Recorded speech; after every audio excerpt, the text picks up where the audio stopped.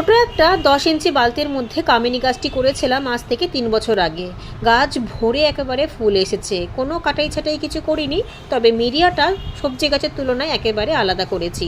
আজকেও দুটো মিডিয়া আমি তৈরি করেছি ফুল গাছের জন্য। এর আগের ভিডিওতেই আমি দেখিয়ে দিয়েছি কিভাবে ফুল গাছের জন্য আমি মিডিয়ার প্রস্তুত করি, সবজি গাছের থেকে যেটা একেবারেই আলাদা।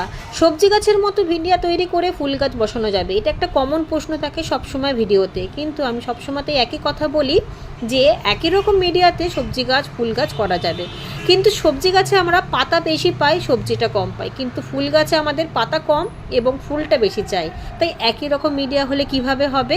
এবার বলি, ফুল গাছের মাটি তো আমরা তৈরি করা দেখে নিয়েছি, কিন্তু ফুল গাছের মাটি তৈরি করার পর যে খাবারটা আমাদের প্রতি মাসে দিতে হবে সেটা আমরা কিভাবে তৈরি করব। এখানে একটা টবের মধ্যে, মানে দুটো টবের মধ্যেই আমি নিচে খানিকটা মাটি, পেঁয়াজের আলুর খোসা আর কলার খোসা একসাথে মিশিয়ে মাঝে মাঝে লেয়ারে লেয়ারে দিয়ে দিয়েছি, আর তার পাশাপাশি আমি দিয়েছি উপরে খানিকটা মাটি।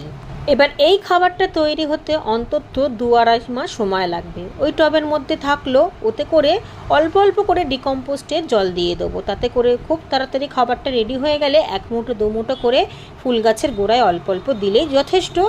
জবা গাছ অত্যাধিক বেশি খাবার খায়, এখানে পায়রার খাবারগুলো বৃষ্টির জলে ভিজে গিয়েছিল, এটাও একটা খাবার, তাই গাছের গোড়াতে দিয়ে দিলাম। আমার ছাদ বাগানে সমস্ত ফুল গাছে দেখবেন সব সময়তেই ফুল ফুটে থাকে, তার কারণ আমি ফুল গাছের যত্নটা একটু বেশি করি। সবজি গাছের জায়গা কম, তাই টুকটাক করি, অনেক বেশি বড় জায়গা থাকলে হয়তো অনেকটা বেশি করতে পারতাম, কিন্তু ফুল গাছের আকর্ষণীয়তা আমার কাছে সবসময়তেই বেশি থাকে, আর আমি সবসময় চেষ্টা করি গাছে যাতে ফুলের সংখ্যাটা খুব বেশি থাকে। আর যত বেশি ফুল থাকবে এবং সুগন্ধিওয়ালা ফুল যদি আপনি বাগানে অনেক বেশি রাখেন, তাহলে দেখবেন সবজিটাও আপনার খুব বেশি হবে। তার কারণ ওই ফুলের গন্ধেতে মৌমাছিরা বা যে পরাগায়নে সাহায্য করি পোকারাও চলে আসবে বাগানে।